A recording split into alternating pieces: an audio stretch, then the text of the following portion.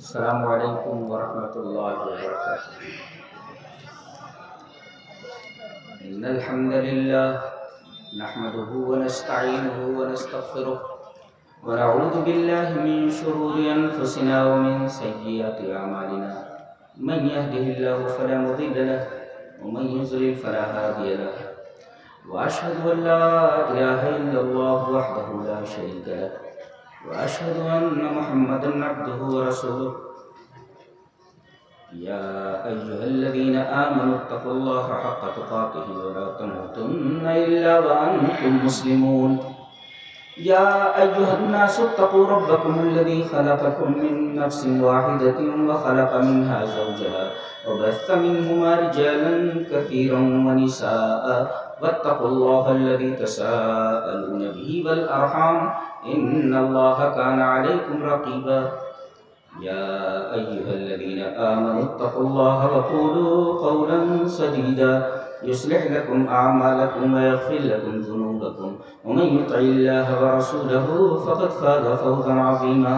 أما بعد فإن خير الحديث كتاب الله، وخير الهدي هدي محمد صلى الله عليه وسلم، وشر الأمور محدثاتها، وكل محدثة بدعة، وكل بدعة ضلالة، الضلالة في النار۔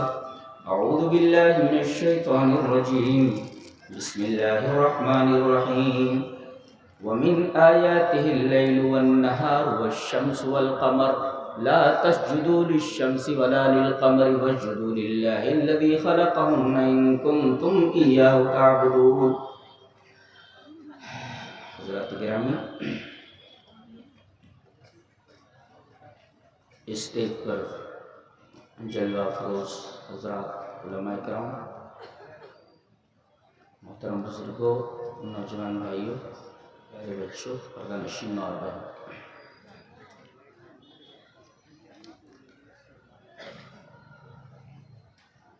آج کا عنوان جو ہے، جیسا کہ ناظم جلسہ نے بتایا کہ بڑا عجیب و غریب ہے۔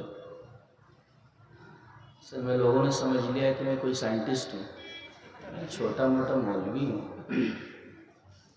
بہرحال دیکھیے کہاں تک اس عنوان پر چلتے ہیں اور کامیاب ہوتے ہیں۔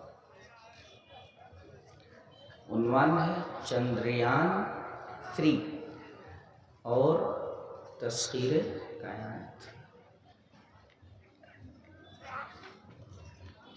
تو پہلے چندریان پر بحث کریں گے، پھر اس کے بعد 3 پر بحث کریں گے، پھر اس کے بعد ہم تسخیر پر بحث کریں گے، پھر اس کے بعد آخر میں ہم کائنات پر بحث کریں گے۔ ترتیب درمیان میں بدل بھی سکتی ہے۔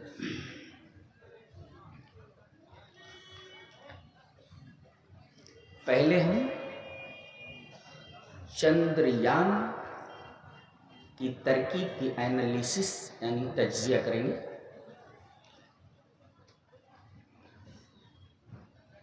یہ سنسکرت کے 2 لفظوں سے مل کر بنا ہے، چندر اور یان۔ یہ دونوں کے دونوں الفاظ سنسکرت کے۔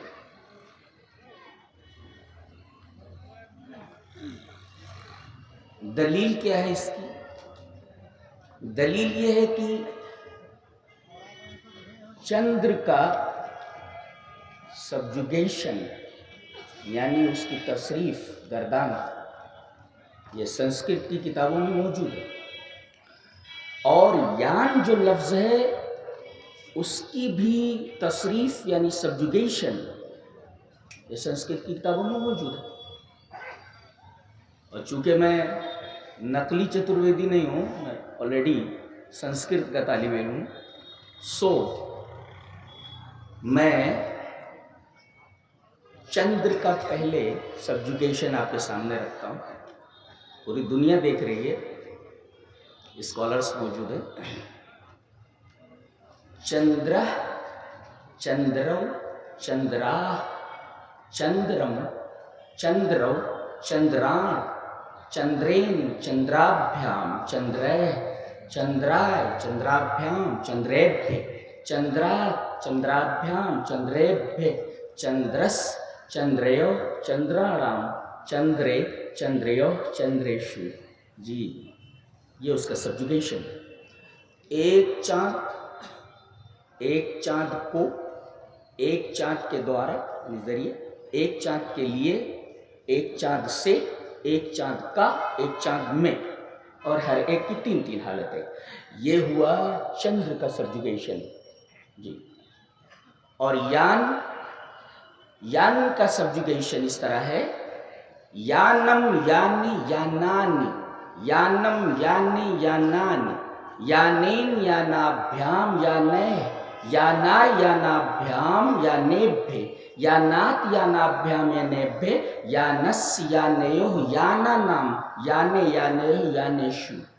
जी, एक सवारी को, एक सवारी के जरिए, एक सवारी के लिए, एक सवारी से, एक सवारी का, और एक सवारी में, और हर एक की 3-3 हालत है। जी, ये तो इन दोनों लफ्ज़ों की गर्दान हुई सब्जुगेशन, ये साबित करने के लिए कि दोनों अल्फाज संस्कृत। चंद्र के क्या माने होते हैं? चंद्र माने चांद। जाहिर है, चंद्र जिसको कुरान हकीम अल कमर कहता है, चांद। और यान कहते हैं रक्ब को, सवारी, सवारी। इसी वजह से संस्कृत का जुमला है, यात्रिणी यात्रा शुल्कम दत्त्वा यात्रा पत्रकम च गृहीत्वा धूम यानेन नगराणि गच्छन्ति। मुसाफिर लोग, यात्री की जमा यात्राणी, यात्रिणी, तो मुसाफिर लोग यात्रा शुल्कम दत्त्वा, यानी यात्रा की कीमत देकर, यानी किराया देकर, और यात्रा पत्रकम, टिकट लेकर, यात्रा का पत्र यानी टिकट लेकर, गृहीत्वा धूम यानेन, यान माने गाड़ी, धूम माने धुआं, धुएं की गाड़ी के जरिए, यानी रेलवे के जरिए, नगराणि गच्छन्ति, नगरम नगरे नगराणि, एक गांव, दो गांव, कई गांव, अपने अपने गांव, गच्छन्ति जाते हैं। जैसे गच्छति गच्छता गच्छन्ति, गच्छस गच्छता गच्छत, गच्छामि गच्छामि गच्छामि, तो ये जमा है जी, वो जाता है, वो दोनों जाते हैं, वो सब जाते हैं जी, गच्छन्ति, वो सब जाते हैं। तो यहाँ देखिए, धूम यानेन, धूम यानेन, धूम यान माने रेलगाड़ी, धुएं की गाड़ी, धूम का यानी धुएं का उसकी सवारी, चंद्रयान, चांद पर पहुंचने की सवारी। तो धूमयान से चंद्रयान से साबित हुआ कि यान के माने होता है सवारी, और चंद्र के माने होते हैं चांद। और जिस गाड़ी के जरिए, जिस सवारी के जरिए आदमी चांद पर पहुंचे, दैट इज कॉल्ड चंद्रयान।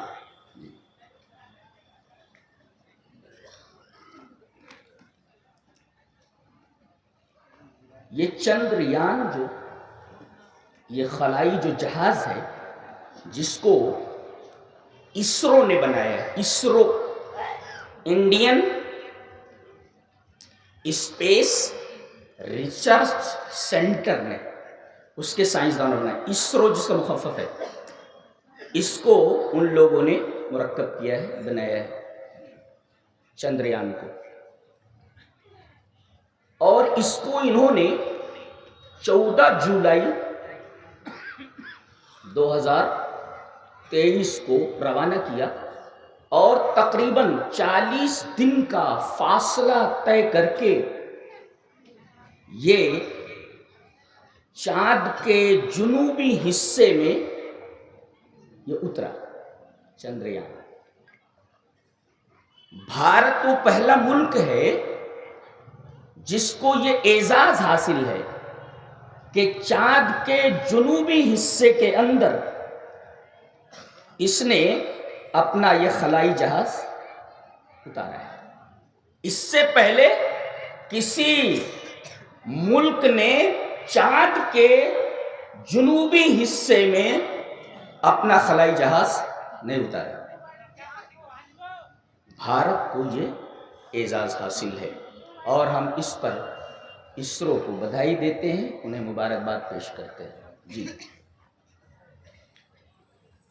یہ جو خلائی جہاز ہے جس کو چندریان کہتے ہیں، یہ پائلٹ لیس ہے، اس میں پائلٹ نہیں ہے، کوئی انسان نہیں ہے جی، اور اس کا وزن تقریباً 3900 کلو گرام ہے۔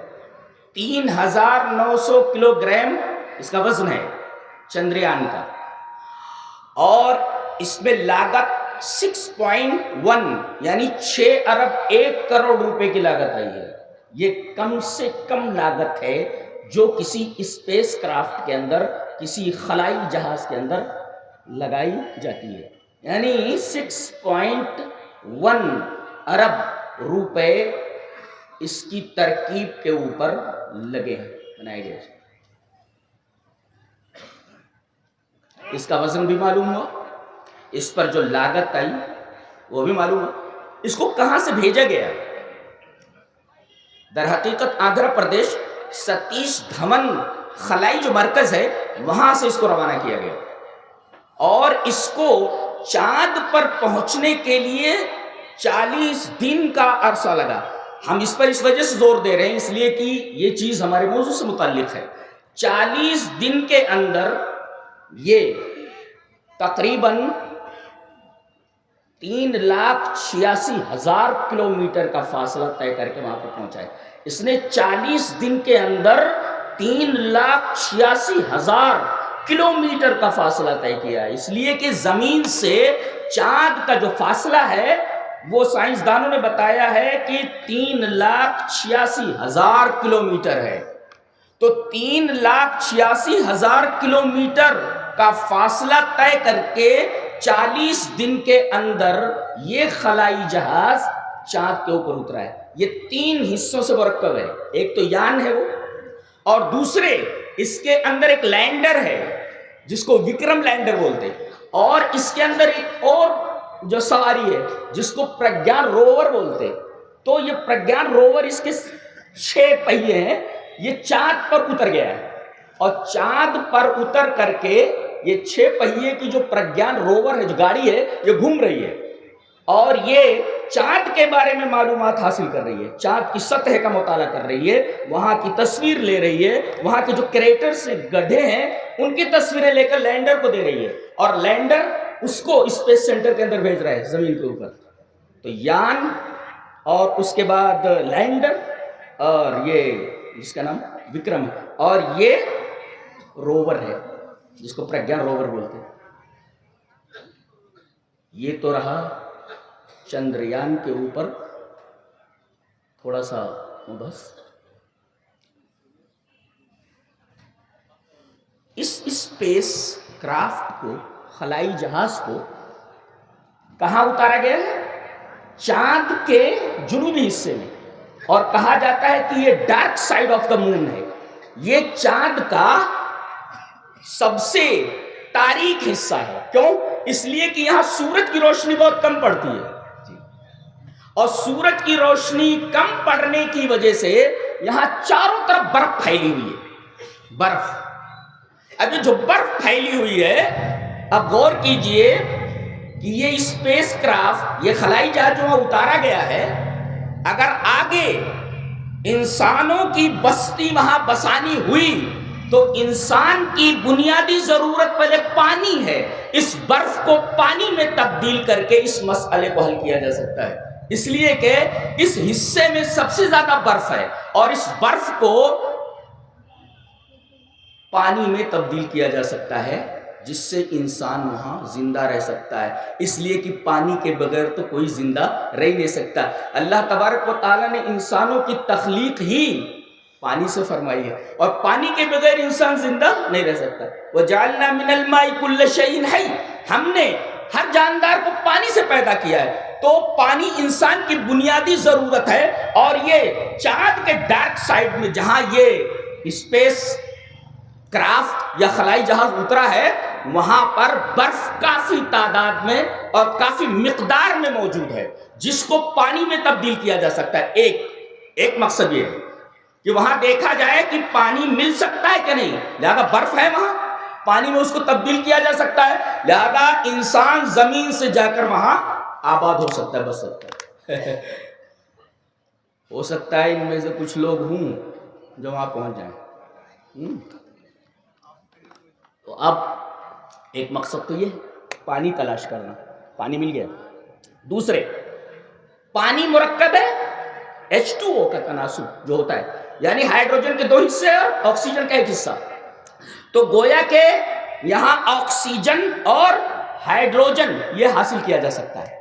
2 اور تیسرے, چاند کی سطح کا, اس کے پورے منطقے اور ایریے کا مطالعہ کیا جا سکتا ہے. چاند سے چاند کا مطالعہ ایک, اور پھر چاند سے زمین کا مطالعہ, یہ مقصد ہے. اچھا, پھر ایک عنصر ہے ہیلیم. یہ ہیلیم زمین پر بہت کم پایا جاتا ہے, وہاں کافی مقدار میں موجود ہے. اگر ہیلیم 3, اگر یہ ہیلیم 3 ہمیں حاصل ہو جائے انڈیا کو, تو اگلے 250 سال تک ایٹمی ایندھن کا مسئلہ حل کیا جا سکتا ہے. جی, تو ایک مقصد یہ ہے وہاں اس اسپیس کرافٹ کو بھیجنے کا, خلائی جہاز کے بھیجنے کا مقصد یہ.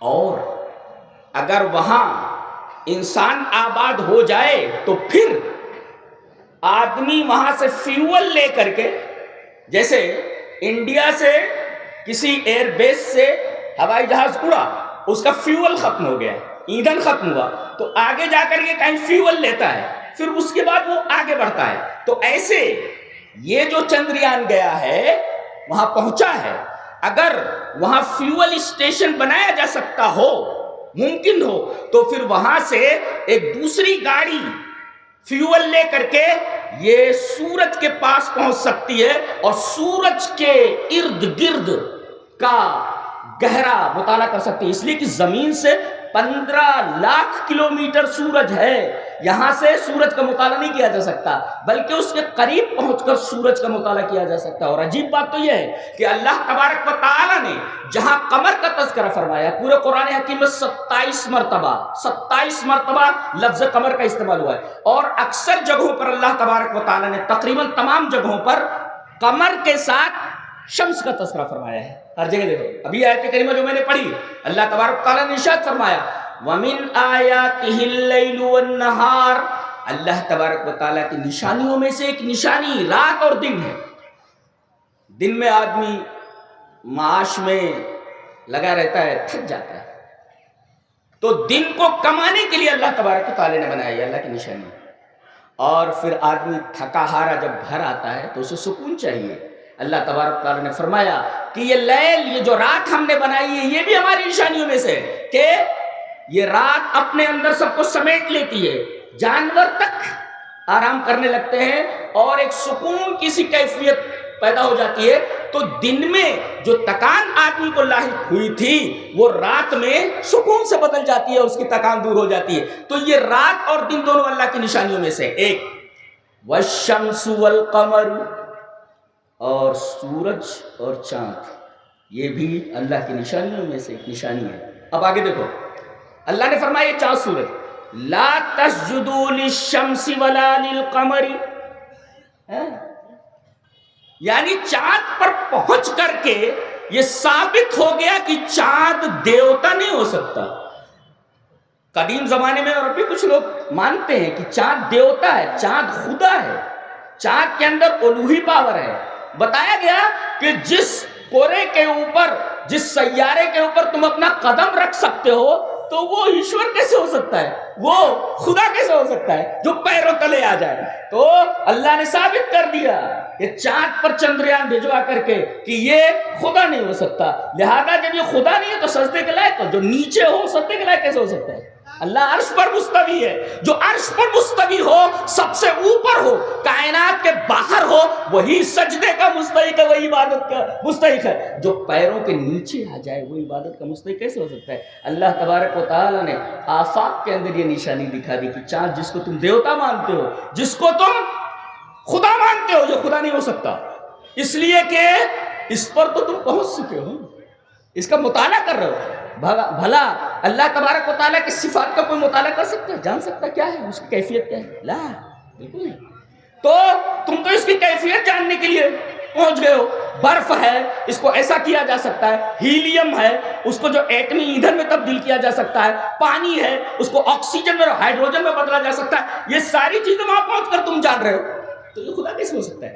تو لا تسجدوا للشمس ولا للقمر. ایک نقطہ بڑا عجیب و غریب جو بتانا چاہتا ہوں آیت کریمہ میں, وہ یہ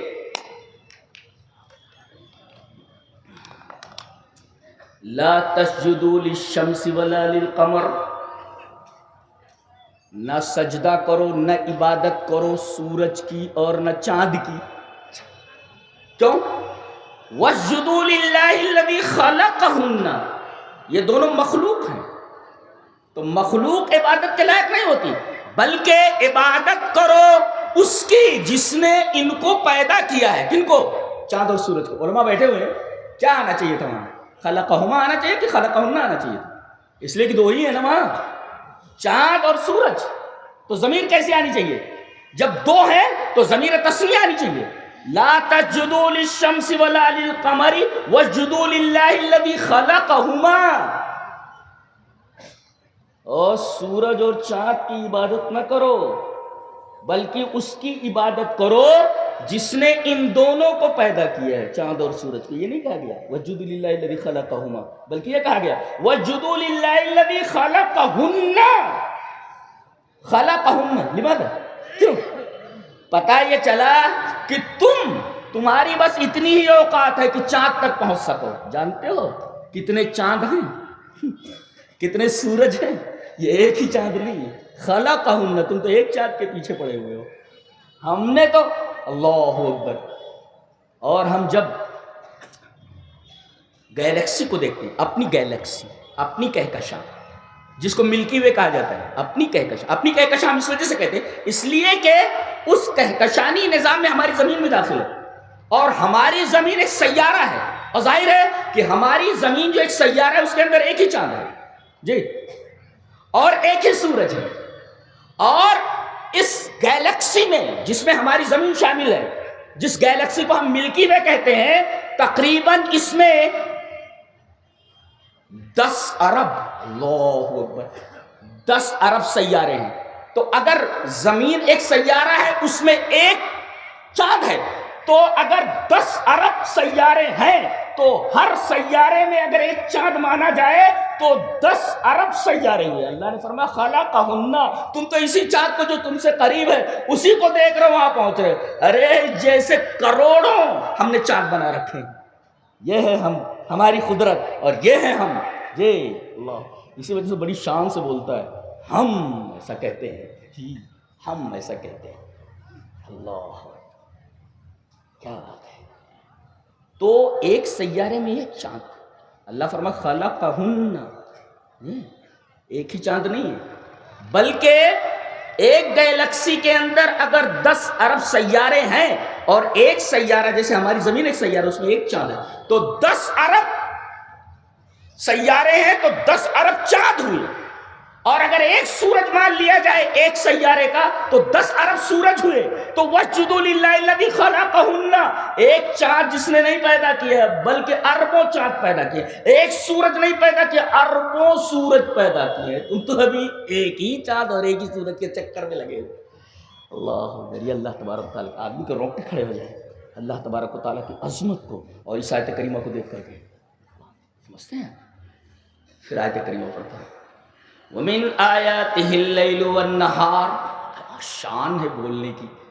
وَالشَّمْسُ وَالْقَمَرُ لَا تَسْجُدُوا لِلشَّمْسِ وَلَا لِلْقَمَرِ وَاسْجُدُوا لِلَّهِ الَّذِي خَلَقَهُنَّ لَا خَلَقَهُمَا وَاسْجُدُوا لِلَّهِ الَّذِي خَلَقَهُنَّ.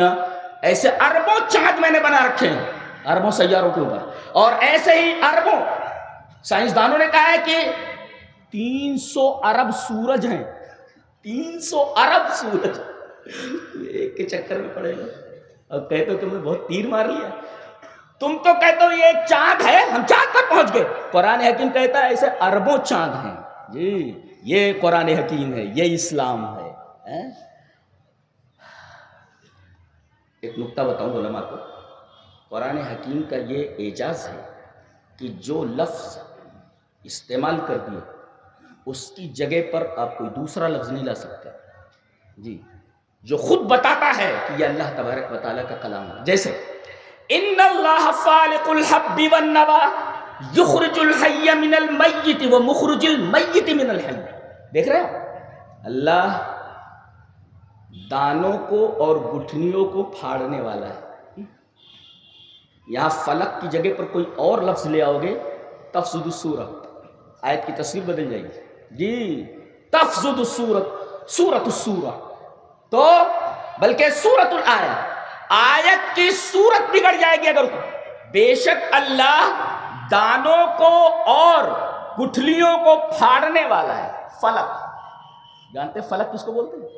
یا یہ لایا جا سکتا ہے ان اللہ مفجر الحب والنوى، مشتت الحب والنوى، کچھ بھی لایا جا سکتا ہے لیکن فالق لائے. فالق کا مطلب ہوتا ہے کہ ینقسم الشیء الی شطرین، کوئی چیز دو حصوں میں. گیہوں دیکھ رہے، گیہوں دیکھو ذرا سا، بیچ میں تھوڑی سی ایسی جگہ خالی رہتی ہے نا، ایسے اس کے دو حصے ہوتے ہیں. ایسے اس کو زمین میں ڈالو تو ایک ٹکڑا ادھر پھٹ کر ہو جاتا ہے اور ایک ٹکڑا ادھر سے پھٹ جاتا ہے اور بیچ سے وہ کومپل نکلتی ہے.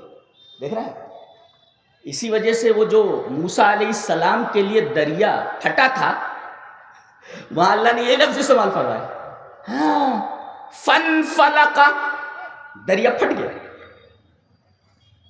فکان کالطود العظیم، فکان کل فرق کالطود العظیم. دو فرقے ہوئے، ایک فرقہ ادھر گیا اور ایک فرقہ ادھر اور بیچ میں راستہ بن گیا. جانتے ہیں ابن تیمیہ نے کیا استدلال فرمایا ہے؟ کیا باریک بات ہے. اللہ اکبر. وہ کہتے ہیں کہ اس میں اللہ تبارک و تعالی کے وجود کی دلیل ہے، اللہ کے وجود کی دلیل ہے، اور اس میں باس بادل موت کی دلیل ہے. فالق میں، لفظ فالق میں کیوں؟ اس لیے کہ گیہوں کا یہ دانہ زمین میں آپ نے ڈال دیا برابر، اس کے اندر بیچ میں ایک جو لائن رہتی ہے اسے جو الگ کرتی ہے دونوں شطر کو، دونوں حصوں کو، زمین میں آپ نے ڈال دیا اس کو. اوپر مٹی آ گئی، مٹی آنے کے بعد یہ گیہوں کا دانہ سڑ جاتا ہے. سڑنے کے بعد ہری ہری کومپل نکلتی. گیہوں کا دانہ سڑ گیا ہے، سڑ گل گیا ہے زمین میں جانے کے بعد، اور جب وہ سڑ گل گیا تو اسی سڑے گلے گیہوں کے دانے سے ایک ہری کومپل نکلی. تو دیکھو یہ گیہوں مر گیا اور سڑ گل کر کے مٹی میں چلا گیا. اب جو چیز نکلی ہے وہ کیا ہے؟ بالکل نئی ہے، وہ یہ کومپل ہے، ہری ہے، وہ تو سڑ گل کر کے ختم ہو گیا.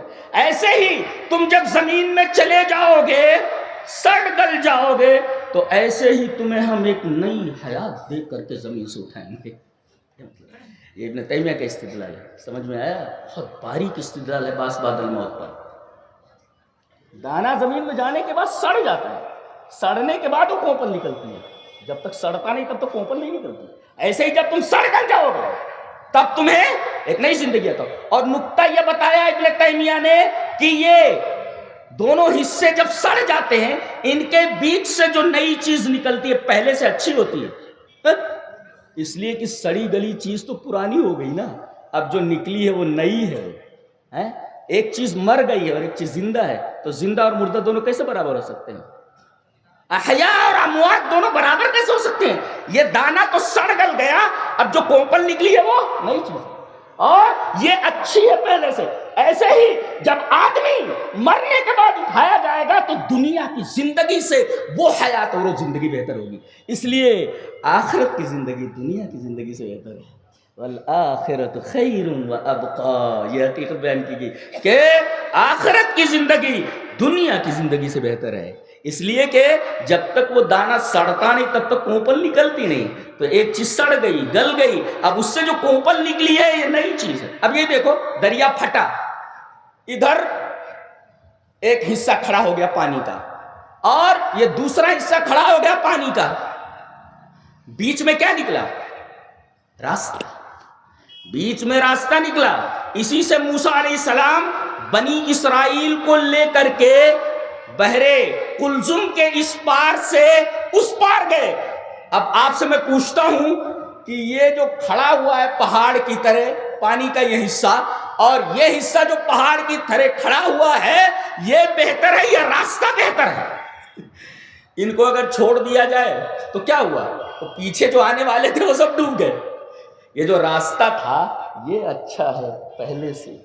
اسی وجہ سے آخرت کی زندگی جو پیدا ہوئی ہے ان دونوں کے بعد بیچ سے نکلی ہے وہ بہتر ہے پہلے سے. جی جب تک پانی ملا ہوا تھا آدمی جائے گا تو ڈوب جائے گا.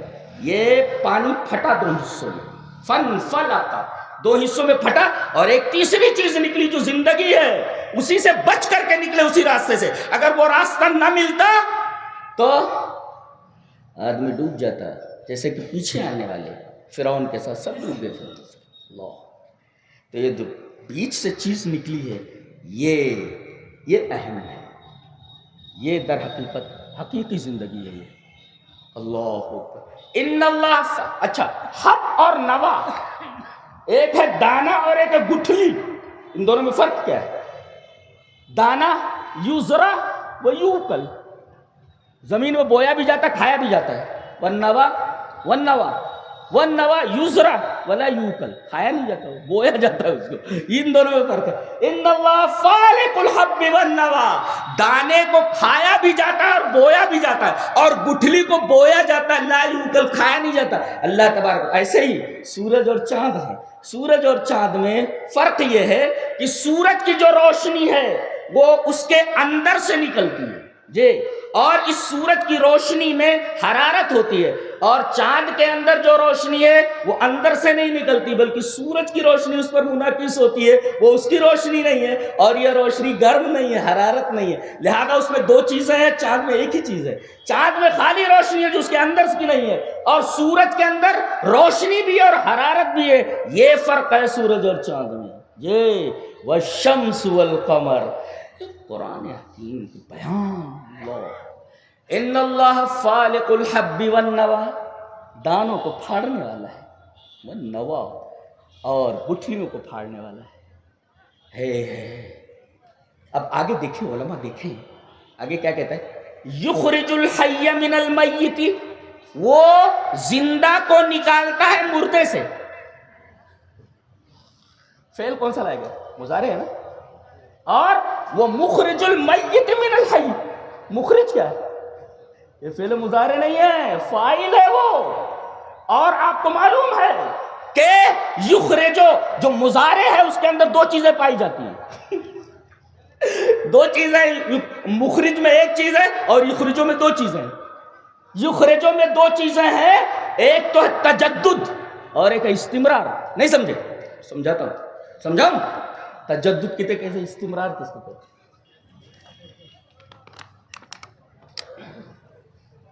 گیہوں کا تنا پھٹا، کومپل نکلی، برابر. یہ اتنی بڑی تھی، اتنی بڑی، اب یہ اتنی بڑی ہو رہی ہے. نیا پن ہوا کہ نہیں؟ ارے بھائی اتنی تھی کومپل نا جو نکلی ہے، اب یہ اتنی بڑی ہوگی، پھر یہ اتنی بڑی ہوگی، پھر یہ اتنی بڑی ہوگی، پھر یہ اتنی بڑی، پھر اتنی بڑی، پھر اتنی بڑی، پھر اتنی بڑی. دیکھو تجدد ہو رہا ہے نا، جدت آ رہی ہے کہ نہیں، نیونیس آ رہا ہے کہ نہیں، بھائی نیا ہوتا جا رہا ہے. ارے بھائی یہ اتنی بڑی تھی، پھر اس کے بعد اتنی بڑی، نیا پن آیا کہ نہیں، پھر یہ اتنی بڑی، نیا پن. تجدد بولتے ہیں نیا پن، نیا پن آنا. اور یہ مسلسل بڑھ رہی ہے، جس کو استمرار کہتے ہیں، کنٹینیوس، ٹو بی کنٹینیوس، مسلسل بڑھ رہی ہے آگے. یتنامہ بڑھ رہی، وہ یتطاول بڑھ رہی ہے آگے کی طرف. دیٹس کالڈ استمرار، بڑھ رہی،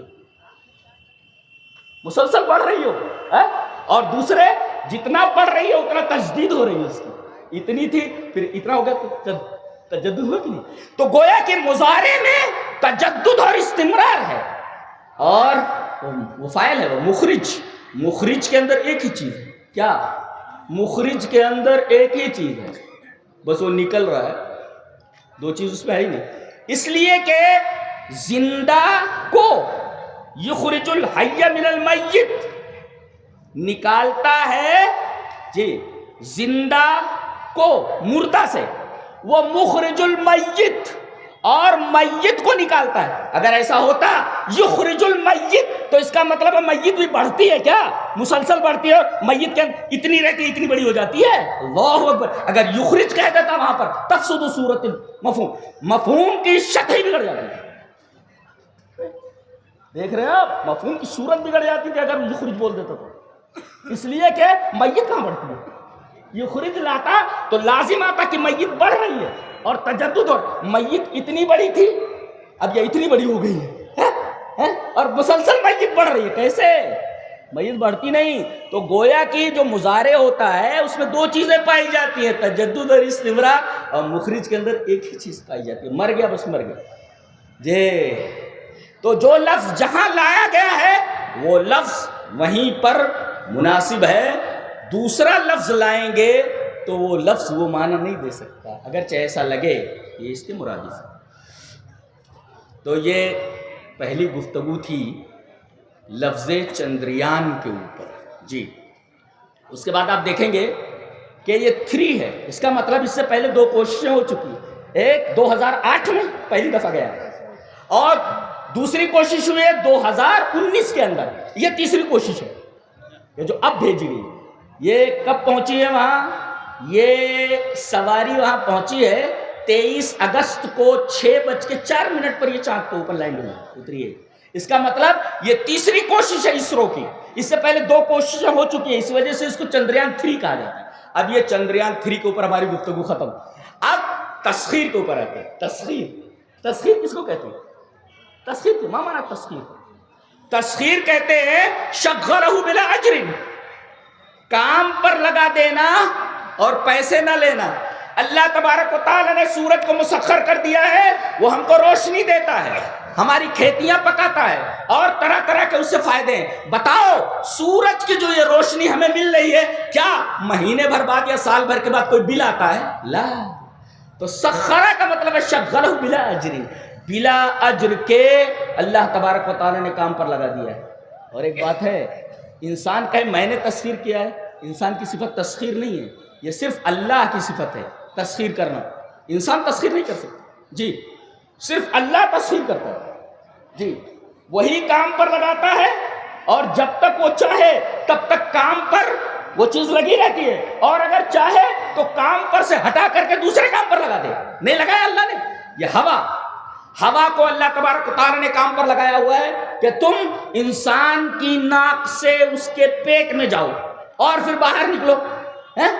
یہ اللہ تبارک و تعالی نے ہوا کو قانون دے رکھا ہے. اچھا لیکن اللہ تعالی نے اسی ہوا کو قوم عاد کے اوپر مسلط کر دیا. دیکھیں سخرها علیہم 7 لیال و 8 ایام.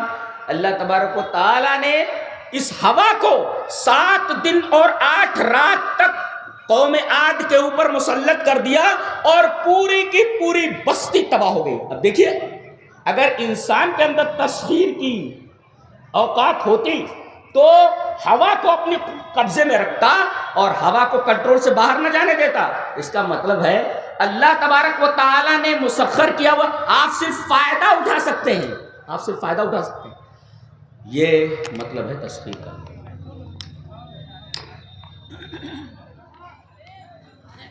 ایک چیز اور دیکھیں تسخیر کے اندر کہ اللہ نے اس کو کام پر لگا دیا ہے اور آپ اس سے کام لے رہے ہیں. اس تسخیر کو کام پر لگا دینے کو در حقیقت ایک قانون دیا ہوا ہے، اسی کو تسخیر کہتے ہیں.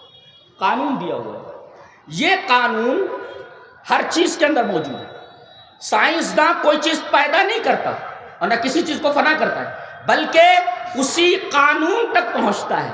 مثلا اللہ تبارک و تعالی نے فرمایا کہ ہم نے کشتیوں کو تمہارے لیے مسخر کر دیا. اللہ الذی سخر لکم الفلک، اللہ تبارک و تعالی نے تمہارے لیے کشتیوں کو مسخر کر دیا ہے.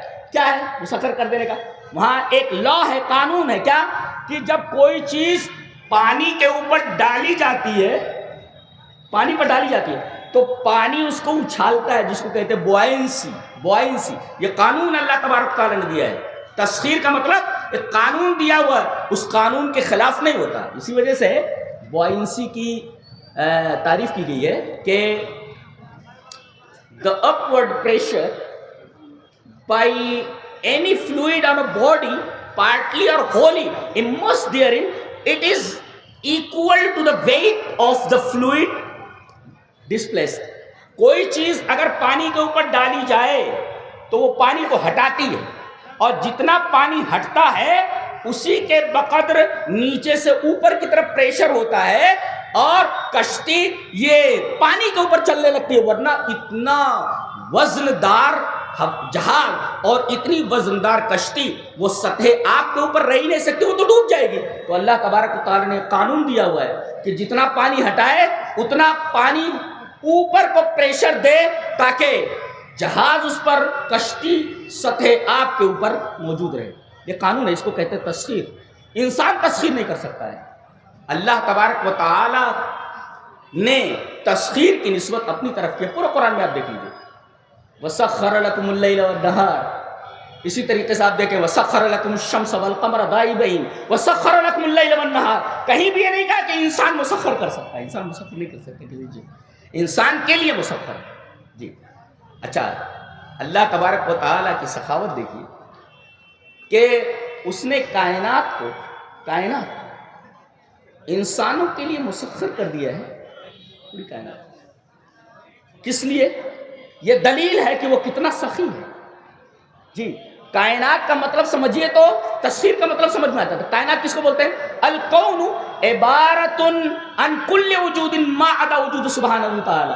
اللہ تبارک و تعالیٰ کے وجود کے علاوہ کائنات میں جتنے بھی وجود ہیں، جتنی بھی چیزیں ہیں، سب کائنات ہیں اللہ کو چھوڑ کر کے.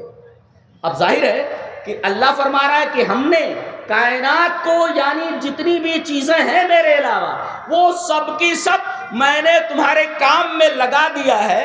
تو اب تمہارا کام کیا ہونا چاہیے؟ ایک طرف تو اللہ کی سخاوت دیکھیے، اس کا جود و کرم دیکھیے کہ پوری کائنات کو تمہاری خدمت میں لگا دیا ہے. تو تم کس مرض کی دوا ہو؟ اللہ تبارک و تعالیٰ نے بتایا کہ پوری کائنات تمہاری خدمت کے لیے ہے تو تم میری عبادت کے لیے ہو. پوری کائنات تمہاری خدمت میں لگی ہوئی ہے تو تمہارا مقصد کیا ہے؟ وما خلقت الجن والانس الا لیعبدون. میں نے جنوں کو اور انسانوں کو اس لیے پیدا کیا تاکہ وہ میری عبادت کرے. کائنات کی ساری چیزیں تمہاری خدمت میں لگی ہوئی ہیں، اور تمہارا کام اب یہ بنتا ہے کہ تم صرف اللہ ہی کی عبادت کرو. وہی کہا گیا واسجدوا للہ الذی خلقہن ان کنتم ایاہ تعبدون.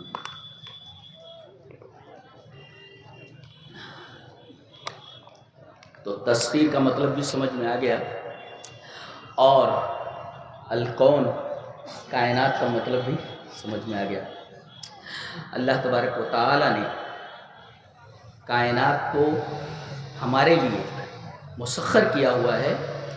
مفسرین یہ لکھتے ہیں کہ یہ اللہ تبارک و تعالیٰ کی سخاوت اور اس کے جود و کرم کی دلیل ہے. اور دوسرے یہ کہ انسان کوئی چیز مسخر نہیں کر سکتا. اگر انسان کوئی چیز مسخر کر سکتا تو وہ چیز اس کے لیے نقصان دہ نہیں ہوتی.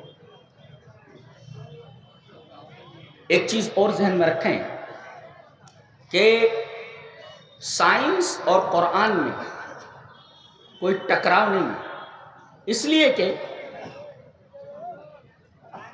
اللہ تبارک و تعالی قرآن یہ کسی بھی انسانی ایجاد کی نفی نہیں کرتا، لیکن شرط یہ ہے کہ وہ ایجاد انسان کے فائدے کے لیے ہو. اگر وہ کوئی چیز ایجاد کرتا ہے اور اس میں انسانیت کے لیے کوئی ضرر ہو تو ایسی ایجاد کی نفی کرتا ہے. اب دیکھو، غور و فکر کرنے کے بعد سائنسدانوں نے امریکہ کے ایٹم بم بنا لیا، اور 6 اگست کو 1945 میں انہوں نے اس بم کو ہیروشیما کے اوپر ڈال دیا. جانتے ہیں کتنے آدمی مارے گئے؟ تقریباً 2,20,000 سے لے کر کے 2,40,000 تک کے درمیان لوگ موت کے گھاٹ اتر گئے. ایسی ایجاد کی قرآن نفی کرتا ہے، اور کسی بھی ایسی ایجاد کی نفی نہیں کرتا بلکہ اس کی ہمت افزائی کرتا ہے جو انسان کے نفع کے لیے ہو۔ اگر انسان چاند کے اوپر بستی بسانا چاہتا ہے تو قرآن ممانعت کہاں کرتا ہے؟ کہیں بھی قرآن میں نہیں کہا گیا کہ انسان سورج کے پاس نہیں جا سکتا، سورج کا مطالعہ نہیں کر سکتا، کہیں یہ نہیں کہا گیا کہ انسان چاند پر نہیں پہنچ سکتا، بلکہ آپ دیکھیں گے کہ اشارات اتنے ہیں۔ میں ایک اشارہ دیتا ہوں، چلیے وہ حدیث پہلے پڑھ لیتے ہیں۔ حدیث اس طرح کہ وان انس رضی اللہ تعالیٰ عنہ، وان انس بن مالک رضی اللہ تعالیٰ عنہ ان اہل مکہ سألوا النبی صلی اللہ علیہ وسلم ان یریہم آیتا فاراہم القمر شقتین حتی رأوا حراء بینہما، رواہ البخاری فی کتاب المناقب۔ حضرت امام بخاری رحمہ اللہ اس حدیث کو ایسے کتاب المناقب میں لائے۔ حضرت انس بن مالک کہتے ہیں کہ کچھ لوگ مکہ کے وہ آئے اور کہا کہ محمد صلی اللہ علیہ وسلم ہم آپ کو نبی مان لیں لیکن نشانی دکھا دیجیے آپ کو کہ آپ نبی ہیں، بڑی نشانی ہونی چاہیے۔ نبی کریم صلی اللہ علیہ وسلم کے ہاتھ پر اللہ تعالیٰ نے معجزہ ظاہر کیا۔ ناقدین حدیث کہتے ہیں کہ یہ جو انگلی کا اشارہ ہے، یہ انگلی کے اشارے کی حدیث نہیں ملتی ہے، بلکہ اہل مکہ کے مطالبے پر نبی کریم صلی اللہ علیہ وسلم نے دعا فرمائی، تو چونکہ یہ واقعہ، یہ مطالبہ چاندنی رات کا تھا، چاندنی رات کا تھا جی، اور چاندنی رات کے اندر دیکھا گیا کہ نبی کریم صلی اللہ علیہ وسلم سے جو مطالبہ کیا گیا تھا کہ آپ نشانی دکھائیے، چاند دو ٹکڑے ہو گیا، گویا ایک حصہ ایک طرف چلا گیا اور دوسرا حصہ دوسری طرف چلا گیا، اور بیچ میں ان لوگوں نے حرا کی پہاڑی کو دیکھا، حتی رأوا حراء بینہما، یعنی ایک ٹکڑا چاند کا ایسا لگا کہ اسے پھٹ گیا ہے، اور ایک ٹکڑا جبل ابو قبیس کے پہاڑ کے اوپر چلا گیا، اور دوسرا ٹکڑا جبل قیان کے اوپر پہنچ گیا، اور بیچ میں وہ جو ہے حرا کا پہاڑ دکھ رہا تھا۔ اب دیکھیں کہ یہاں پر آپ تو چاند پر پہنچنے کی بات کر رہے ہیں اور آپ گئے ہیں، ہمارے نبی پر اللہ تبارک و تعالیٰ نے آپ کے ہاتھ پر ایسا معجزہ ظاہر کیا کہ آج سے 1400 سال پہلے چاند کو پھاڑ دیا تھا اپنا، یہ چاند پھٹ گیا۔ آپ تو وہاں پہنچ رہے ہیں سب تلاش کرنے کے لیے، آلریڈی یہ چاند پھٹ چکا ہے، اور اس کے پھٹنے کے کچھ آثار ناسا کے محققین نے، ناسا کے سائنسدانوں نے بتایا ہے کہ ایسا لگا ہمیں جیسے کوئی چیز پھٹ گئی۔ اچھا، کوئی چیز پھٹ جائے اور پھر مل جائے، جی ہے ایسا کہ تھوڑی دیر کے لیے کوئی چیز پھٹے، اور جو کشش ہے قانون انجذاب، اس لیے کہ جیسے زمین پر کشش ہے ویسے چاند پر بھی کشش ہے۔ اتنا ہے کہ زمین کی جو کشش ہے وہ زیادہ ہے، اور چاند کی جو کشش ہے وہ 6 گنا زمین کی کشش سے کم ہے، زیادہ وہاں بھی کشش ہے۔ اب یہ دونوں طرف پھٹ کر کے چاند الگ ہوا، اور پھر قانون انجذاب نے دونوں کو آپس میں ملا دیا۔ اس میں کوئی استحالہ نہیں ہے، کوئی محال بات نہیں ہے، اللہ تبارک تعالیٰ نے معجزہ۔ تو تم ابھی پہنچ رہے ہو، نبی کریم صلی اللہ علیہ وسلم نے تو 1400 سال پہلے یہ دکھا دیا، یہ دیکھو چاند پھٹ رہا ہے، الگ ایک حصہ جا رہا ہے اور ایک حصہ اس طرف جا رہا ہے، اور بیچ میں حرا کی پہاڑی دکھائی دے رہی ہے۔ اور یہ حدیث تقریباً 10 صحابہ کرام سے مروی ہے جی، اور بعض لوگوں نے کہا ہے کہ یہ حدیث متواتر ہے، تواتر کے ساتھ ثابت ہے کہ چاند پھٹ چکا ہے، جی چاند پھٹ چکا ہے۔ اور اس سے بڑی بات، قرآن حکیم کہتا ہے تم کہاں تک پہنچے؟ چاند تک پہنچو، میرا نبی کہاں پہنچے؟ یہ اور عجیب بات تو اس سواری کا نام ہے براق جی۔ تمہارے پاس ایندھن کیا ہے؟ کوئی ہوگا تیل ویل کچھ ہے جو چندریان میں لگایا گیا، لیکن فرمایا گیا سبحان الذی اسرا بعبدہ لیلا من المسجد الحرام الى المسجد الاقصی، ایک سفر میں 2 سفر، ایک سفر مکہ سے بیت المقدس تک، ایک سفر اسرا، اور دوسرا سفر بیت المقدس سے لے کر آسمانوں تک۔ اور ایک نکتہ اور یاد رکھو، تم کہاں تک پہنچے ہو؟ تم تو 7 آسمانوں کے نیچے ہو۔ ارے پہلے آسمان میں داخل ہونے کے لیے اللہ کی اجازت چاہیے، بغیر اللہ کی اجازت کے کوئی داخل نہیں ہو سکتا۔ حضرت جبرائیل جب محمد صلی اللہ علیہ وسلم کے ساتھ گئے تو دروازہ پہلے کھٹکھٹایا، آواز آئی پیچھے سے، بھی دروازہ کھلا نہیں جی، پیچھے سے آواز آئی، کون؟ کہا کہ جبرائیل، کہا کہ وہ محمد، تمہارے ساتھ کون؟ بولے محمد، کہا کہ بلائے گئے؟ جی ہاں بلائے گئے، تب دروازہ کھلا ہے۔ بتائیے فرشتے سے پوچھا جا رہا ہے کہ کون ہو تم؟ بولے جبرائیل ہوں، انہیں اپنا تعارف کرانا پڑا، وہ جو کھڑے ہوئے دروازہ کھولنے کے لیے، اور پوچھا جا رہا ہے یہ کون ہے، تمہارے ساتھ کون ہے؟ بولے محمد ہے صلی اللہ علیہ وسلم۔ کہا بلائے گئے ہیں؟ جی ہاں بلائے گئے۔ تب دروازہ کھلا ہے۔ ارے جب فرشتہ بغیر اجازت کے داخل نہیں ہو سکتا تو تم پہلے آسمان میں کیسے داخل ہو سکتے؟ ساتوں آسمان کے پہلے آسمانوں میں داخل نہیں ہو سکتے، تو تم کہاں گئے؟ سیاروں پر گئے ہو۔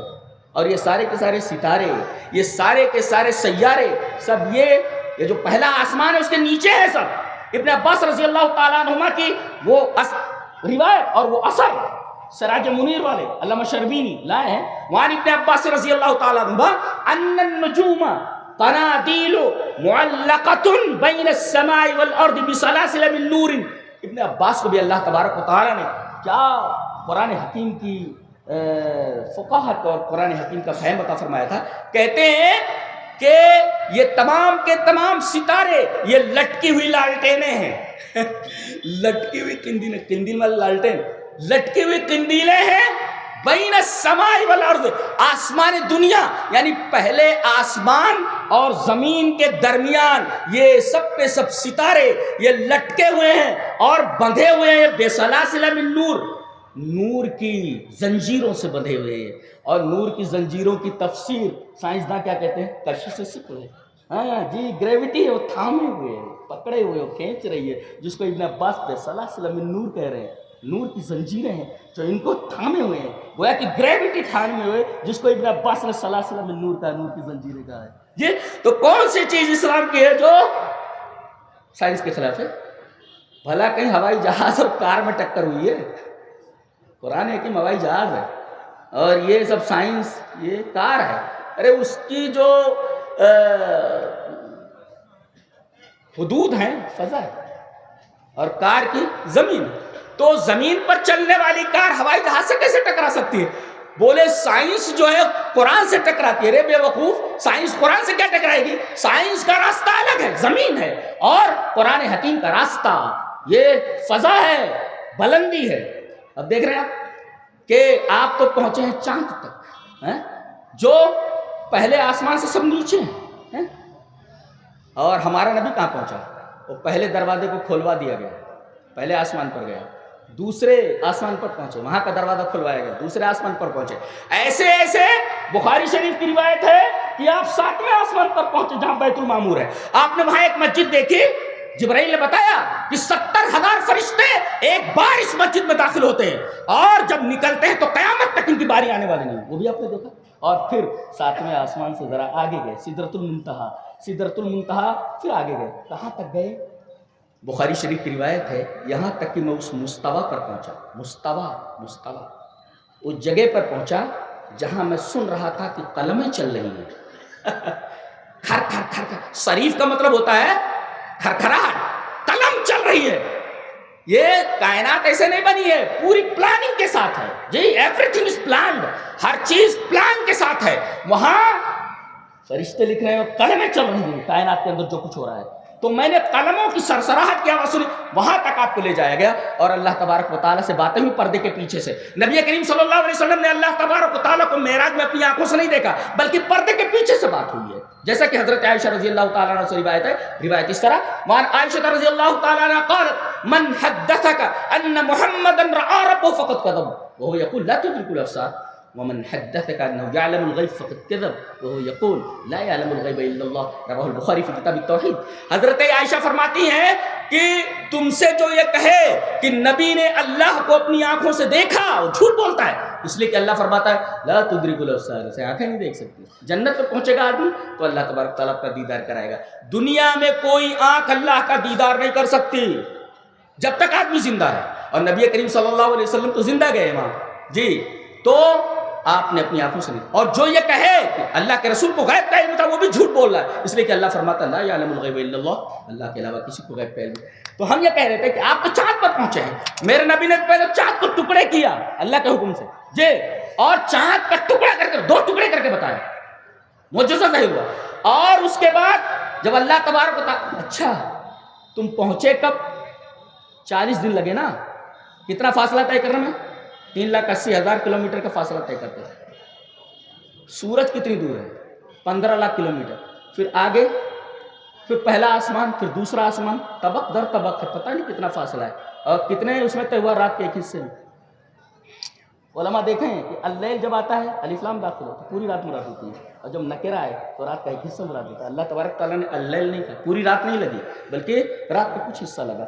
سبحان الذی اسریٰ بعبدہ لیلا، رات کا کچھ حصہ لگا، رات کے کچھ حصے کے اندر یہ پورا نظام کہکشانی پورا طے کرنے کے بعد پہلا آسمان، دوسرا آسمان، تیسرا آسمان، چوتھا آسمان، اور ملاقاتیں بھی ہو رہی ہیں۔ ساتواں آسمان حضرت ابراہیم علیہ السلام سے ملاقات ہو رہی ہے، اور فوق السماء السابعہ، ساتویں آسمان کے اوپر آپ گئے، اور اس کے بعد آپ نے قلموں کی سرسراہٹ کی آواز سنی۔ قرآن حکیم کہتا ہے تم تو یہیں تک پہنچے، چاند پر پہنچ کر کے تم بہت خوش ہو رہے ہو، میرا نبی تو اتنی دور پہنچا کہ آدمی سوچ بھی نہیں سکتا اتنی بلندی پر جانے کے لیے۔ جی تو جہاں تک سائنس کا معاملہ ہے، سائنس ابھی بہت معمولی، بہت ہی قرآن حکیم کے آگے طفل مکتب بھی نہیں ہے۔ اب تم رفتار کی بات کرتے ہو، کس رفتار سے گئے ہوگے؟ قرآن حکیم رفتار بتاتا ہے کہ رفتار دیکھو، رفتار کس کو کہتے ہیں؟ کہا حضرت سلیمان علیہ السلام نے کہ وہ سبا کی جو رانی ہے، شہر سبا کی، اس کو یہاں فلسطین میں لانا ہے۔ جی فلسطین میں لانا ہے۔ جانتے ہیں فلسطین کا اور یہ اس کا سبا کا فاصلہ کیا ہے؟ بعض لوگوں نے کہا کہ 1500 کلومیٹر، اور بعض لوگوں نے کہا کہ 2000 کلومیٹر۔ حضرت سلیمان علیہ السلام بیت المقدس انہوں نے بنایا، یہودی اس پر قبضہ کر رہے بیچارے، ہماری ہے ہماری ہماری۔ تو نبی کریم صلی اللہ علیہ وسلم نے جب وہاں نماز پڑھا دی تو مسلمانوں کا قبلہ ہے، تو پہلا قبلہ تو وہی تھا۔ جی ہماری ہے وہ، ہماری ہے وہ مسجد، تمہاری کیسے ہوئی؟ تم تو مغضوب علیہم ہو، تمہاری اوقات کیا ہے کہ تم اس مسجد کو کہو کہ ہماری مسجد ہے؟ تم تو مغضوب علیہم ہو۔ تو نبی کریم صلی اللہ علیہ وسلم پہلے مکہ سے بیت المقدس آئے، یہ زمین سے زمین کا سفر ہے، پھر اس کے بعد بیت المقدس سے آسمان، دوسرا آسمان، تیسرا، اتنی بلندی پر کوئی جا سکتا ہے؟ اللہ۔ اور ایک نکتہ اور جانتے ہیں، اس بلندی کے اوپر سب سے اہم چیز کیا دی گئی ہے؟ نماز۔ اور پہلے اس بلندی کے موافق 50 وقت کی دی گئی، وہ تو حضرت موسیٰ علیہ السلام کا احسان ہے۔ جائیے کم کروائیے ذرا، مجھے امت کا بڑا تلخ تجربہ ہے، 50 وقت کی نمازیں 5 وقت نہیں پڑھ پاتے ہیں، 50 وقت کیا پڑھیں؟ تو بار بار جاتے رہے، جب 5 ہو گئی، 0 جب ہٹ گیا، تب بھی کہہ رہے تھے حضرت موسیٰ جائیے تھوڑا اور کم کرائیے۔ صبح کی اور شام کی ہو جاتی نا، تب بھی نہیں پڑھتا تھا مسلمان، 2 وقت کی ہو جاتی کب پڑھتا؟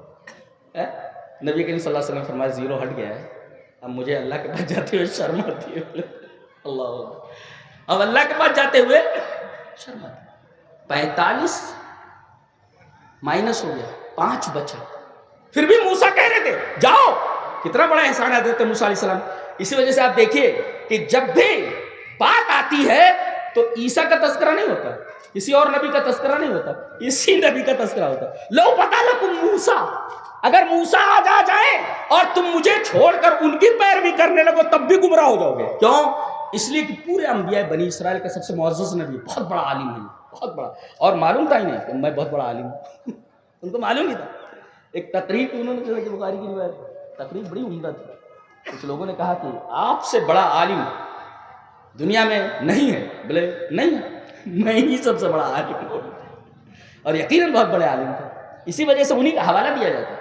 آج موسیٰ آ جائے جو انبیاء بنی اسرائیل کا سب سے معزز نبی، سب سے بڑا عالم ہے، وہ آ جائے اور اتنے بڑے عالم کی اقتدا کرنے لگو مجھے چھوڑ کر تب بھی گمراہ ہو جائے۔ اس کا مطلب یہ ہوا کہ اب ہمارے نبی کے بعد جو موسیٰ کی اقتدا جائز نہیں ہے تو دوسرے لوگوں کی اقتدا کیسے جائز ہو سکتی ہے؟ جی یہ سب تو یہ حضرت سلیمان علیہ السلام نے بنوایا تھا۔ اور ایک نکتہ اور بتاؤں، تسخیر جو ہوتی ہے نا، ایک عام ہے ہم لوگوں کے لیے، اور ایک خاص تسخیر ہے۔ خاص تسخیر کس کے لیے؟ حضرت سلیمان علیہ السلام کے لیے۔ ہوا کو مسخر، فسخرنا له الريح تجری بامرہ حیث شاء، وہاں نہ پیٹرول لگ رہا ہے اور نہ کوئی اس کے اندر فیول لینا پڑ رہا ہے۔ اللہ تعالیٰ نے فرمایا ہم نے ہوا کو مسخر کر دیا تھا، اور یہ رخاءً بڑی آسانی کے ساتھ لے کر چلتی تھی۔ یہ رخان کیوں لائے گا؟ ہوائی جہاز پر بیٹھے ہوئے تخت پر، اور ہوا مسخر ہے، تخت کو لے کر جا رہی. رخاءً کا کیا مطلب ہوا؟ بڑی نرمی کے ساتھ، یعنی یہ جہاز ایسا ہے حضرت سلیمان علیہ السلام کا، رخاءً صفت آئی، کریش نہیں ہوتا یہ جی. اس کا مطلب یہ ہے کہ ہوا تمہارے لیے اللہ نے مسخر کی ہے، لیکن تمہارے قبضے میں نہیں ہے، تمہارا جہاز کریش ہو جاتا ہے جی. لیکن حضرت سلیمان علیہ السلام کو جو جہاز دیا گیا تھا، جو تخت ہوا کو مسخر کیا گیا تھا، یہ ہوا اس طریقے کی نہیں تھی کہ تخت کو کہیں گرا دے جی. اور رفتار کتنی تھی؟ رفتار وَلِسُلَيْمَانَ الرِّيحَ غُدُوُّهَا شَهْرٌ وَرَوَاحُهَا شَهْرٌ. صبح سے لے کر دوپہر تک کے درمیان کا جو فاصلہ ہے، ایک مہینہ آدمی اگر گھوڑے سے، جو اس وقت کی مروجہ سواریاں تھیں، ان کو لے کر کے اگر چلے تو اتنی دیر میں ایک مہینہ لگ جائے گا اس کو پہنچتے ہوئے، اور یہ اتنے گھنٹے میں وہاں پہنچ جاتے تھے. اور شام کے اندر، یعنی ایک دن کے اندر 2 سفر ہوا کرتے تھے ان کے جی. تو جہاز بھی موجود ہے. ایک قانون دیا گیا ہے، اس قانون کا خالی سائنسداں مطالعہ کرتا ہے. پرندوں کو دیکھا کہ وہ اڑ رہے ہیں ہوا میں، غور کیا کہ اڑتے کیسے. غور کرنے کے بعد اس نے مطالعہ کیا، وہ قانون جان لیا، ہوائی جہاز بنا لیا. لیکن تم نے دیکھا کہاں، مطالعہ کہاں کیا؟ کائنات میں مطالعہ کرنے کے بعد اللہ تبارک و تعالیٰ نے وہ لا جو رکھا، وہ قانون رکھا، اس قانون کا مطالعہ کرنے کے بعد تمہیں یہ بنانے کی توفیق جی. اچھا، ملکہ سبا کے تخت کے لانے کے بارے میں آپ نے فرمایا کہ کون جلدی سے جلدی اس تخت کو یہاں لا سکتا ہے 2000 کلومیٹر سے. دیکھو کتنی عجیب بات ہے، سائنس ابھی اس مرحلے میں پہنچی ہی نہیں ہے. دیکھیں کتنی عجیب بات ہے. کہا جا رہا ہے کہ 2000 کلومیٹر کے فاصلے سے سبا سے تخت یروشلم لانا ہے. ایک جن نے کہا دربار برخاست ہونے سے پہلے 1-2 گھنٹہ لگے گا، 1-2 گھنٹے میں لے آتا ہوں. حضرت سلیمان علیہ السلام کا نہیں، دیر ہو جائے گی. قال الذي عنده علم من الكتاب انا آتيك به قبل ان يرتد اليك طرفك. یہ انسان تھا، اس نے کہا I will bring it in the twinkling of an eye.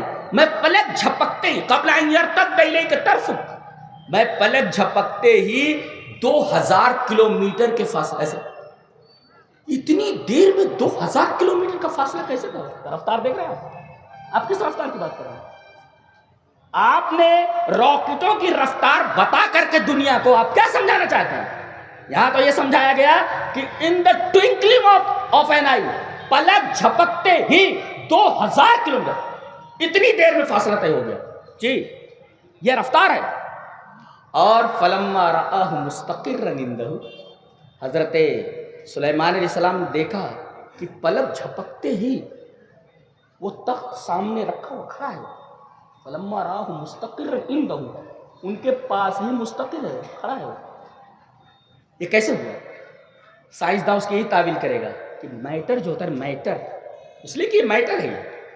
اب اس کو ہزاروں میل کے فاصلے پر بھیجنے کے لیے پہلا کام یہ کرنا کہ اس کو انرجی میں تبدیل کرو، پہلے اس کو انرجی بناؤ پہلے. تو گویا کہ میٹر کو انرجی میں تبدیل کیا پورے تخت کو. اور چھوٹا موٹا تخت تھوڑی تھا.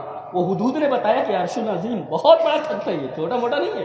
حدود نے کیا رپورٹ دی تھی کہ یہ ملکہ سبا جس تخت کے اوپر بیٹھتی ہے وہ چھوٹا موٹا تخت نہیں ہے، عرش عظیم بہت بڑا تخت ہے.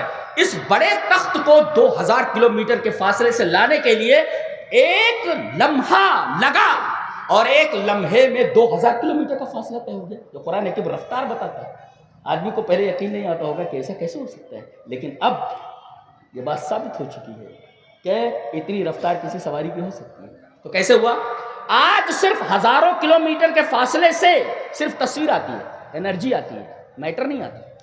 آپ کا بیٹا امریکہ میں اگر وہ بھیجے تو خود نہیں آتا، وہ اس کی تصویر آتی ہے جو انرجی ہے، خود نہیں آتا. وہ تو میٹر ہے، وہ میٹر نہیں آتا.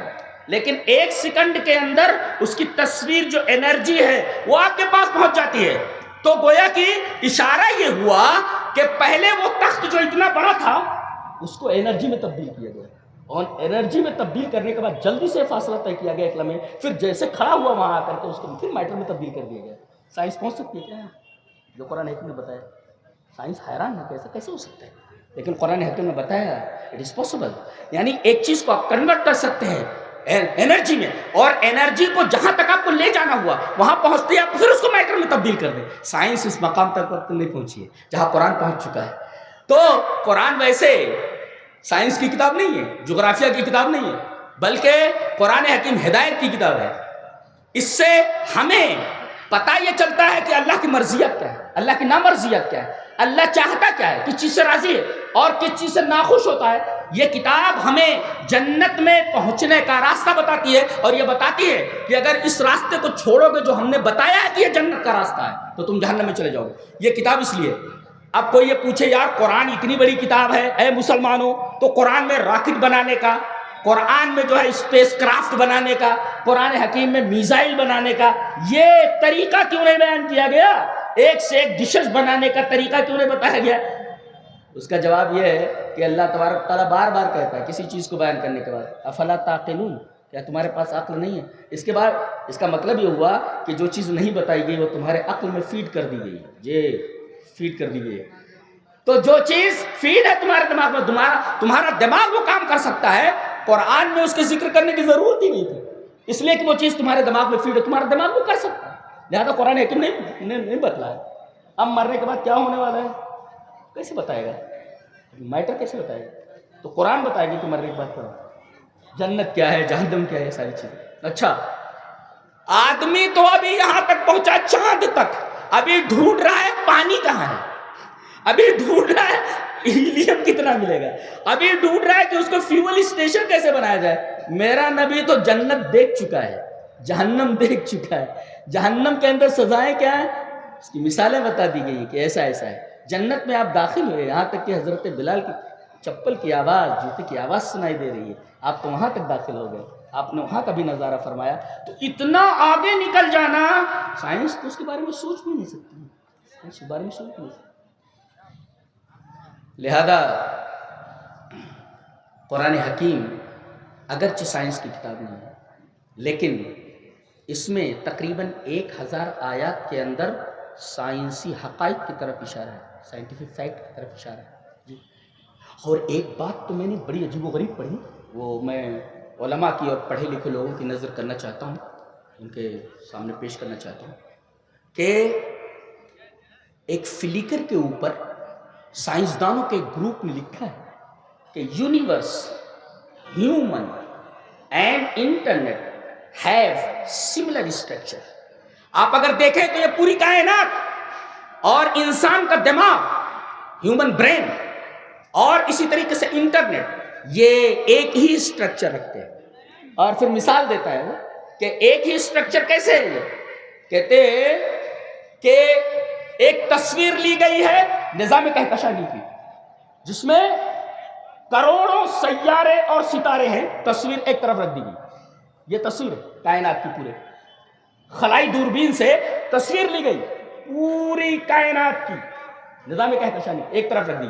اور پھر انسانی برین کی تصویر لی گئی، جی انسانی برین کی، اور یہ پورے یونیورس کی تصویر ایک طرف اور انسانی برین کی تصویر ایک طرف، دونوں کو سائیڈ بائی سائیڈ رکھ دیا گیا. اس کے بعد سائنسداں سوال کرتا ہے Can you tell which image of a brain cell and which is of the cosmos? Probably not. Though one is only micrometers wide and other is billions of light years across. یہ تفسیرہ ہے، یہ سوال ہے.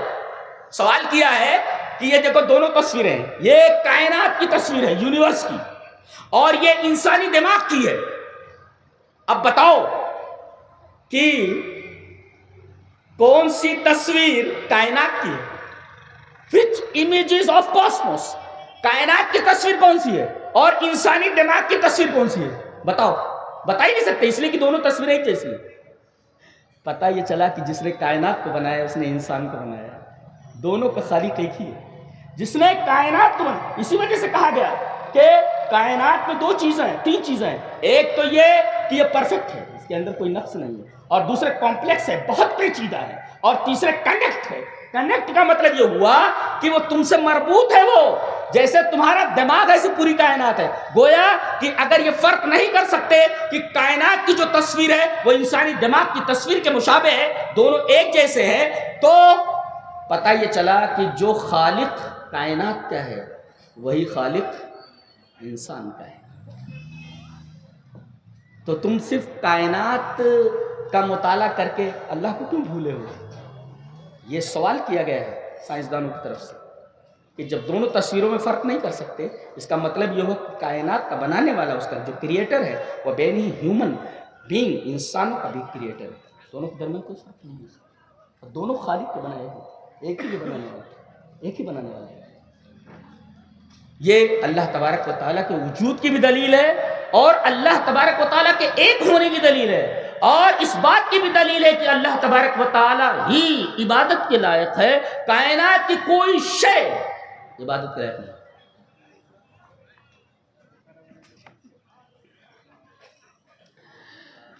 بہت سارے سوالات تھے جو میرے ذہن میں آئے اس تعلق سے, وہ آپ کے سامنے پیش کر دیے گئے. آخری چیز رہے گی قمر کے تعلق سے کہ سورہ انشقاق کے اندر اللہ نے ارشاد فرمایا, بہت ساری چیزوں کی قسمیں کھا کر کے بتایا, والقمر اذا اتسق, اتسق, اتسق اے وسقت اتصل, جیسے وصلت فوصل, میں نے جوڑا تو جڑ گیا.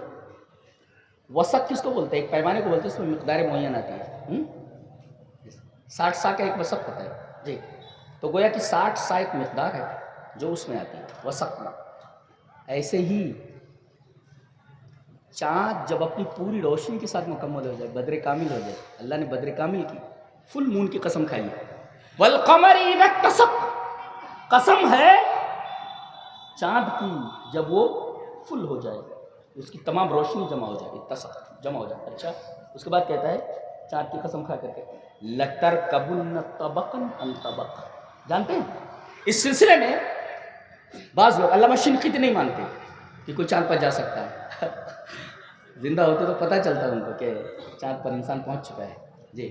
انہوں نے کہا کہ چاند پر نہیں پہنچ سکتا. اپنی ازوال بیان میں لکھا ہے انہوں نے کہ اس آیت کریمہ کا مطلب ہے لترکبن طبقا عن طبق, کا معنی یہ ہے کہ وقال ابن مسعود والشعبی وابن عباس فی احدى الروایتین وغیرہ کہ اے لترکبن طبقا عن طبق, اے لتصعدن یا محمد سماء بعد سماء حتی وقع ذلك لیلۃ الاسراء. وہ کہتے ہیں کہ لترکبن طبقا عن طبق کا مطلب یہ ہے کہ اے محمد صلی اللہ علیہ وسلم, آپ ایک آسمان سے دوسرے آسمان پر چڑھیں گے تو آپ چڑھیں, پہلے آسمان پر, دوسرے آسمان, تیسرے, چوتھے, ایسے چڑھے آپ. حتی وقع ذلك لیلۃ الاسراء, معراج میں یہ ہو گیا ہوا تو, لہذا اس کو آپ دوسرے معنی میں نہیں لے سکتے. لیکن جو سائنسداں اعجاز علمی پر بحث کرتے ہیں کہ بھئی قرآن کا ایک اعجاز ہے, وہ کہتے ہیں کہ چاند کی قسم کھانے کے بعد یہ کہنا کہ تم طبق بعد طبق سے طبق کی طرف سواری کرو گے, کوئی مطلب ضرور ہے. اور یہ رائے مرجوح ہے. کون سی؟ ابن عباس کی. ابن عباس کی رائے مرجوح ہے.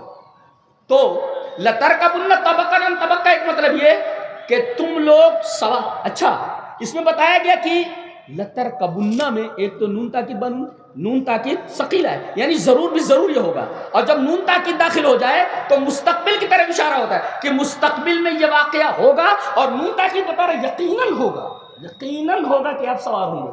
اچھا, طبق سے طبق کی طرف, ابھی تو ایک طبق تک پہنچا ہے آدمی جی. اس طبق سے طبق کہتے ہیں ایسے سیارے کو, اس کا پورا ایریا سیارے کا, اور جہاں تک اس کی جو ہے کشش ثقل پہنچتی ہے, اس پورے ایریا کو طبق کہتے ہیں.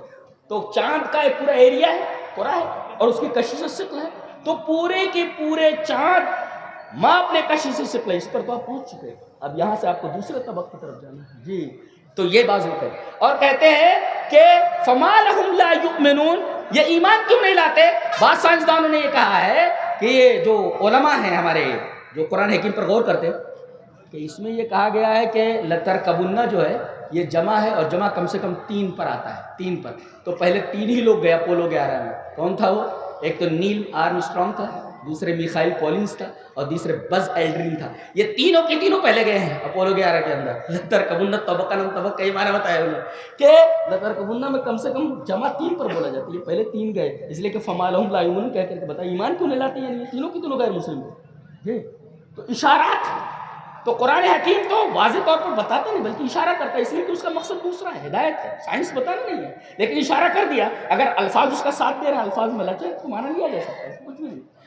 یہ چند باتیں تھیں چندریان اور تسخیر کائنات کے بارے میں.